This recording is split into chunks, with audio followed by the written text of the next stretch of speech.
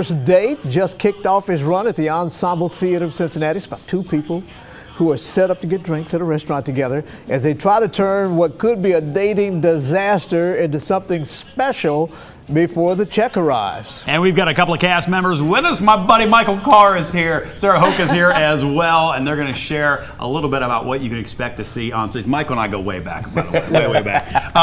You know what? I didn't do dating well when you didn't have digital things in your hands and everything else. I mean, it really is sort of a fascinating area to explore, I would imagine. Mm-hmm. Absolutely. I mean, especially nowadays with, the dating apps alone, but also having the internet at your disposal. Right. A matter of, like looking up who someone is, what they do, and then you kind of find yourself into more and more finding out about people, and you kind of get yourself into a black hole sometimes. There's a whole number about it. Oh, yes. I mean, you're almost a stalker before it even starts, because you're Googling the person first, right, to find out about it. Well, the best intentions. Sure.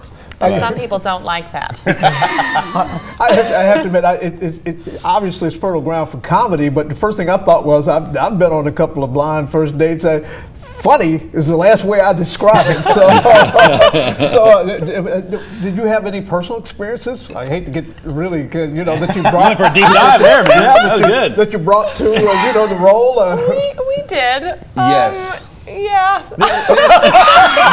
And next question, please. No, there are definitely a couple moments in the show that kind of reference back to when someone reveals something that's something that you're like, okay, how do you handle that in a nice but not showing that I'm completely scared out of my mind way. Right.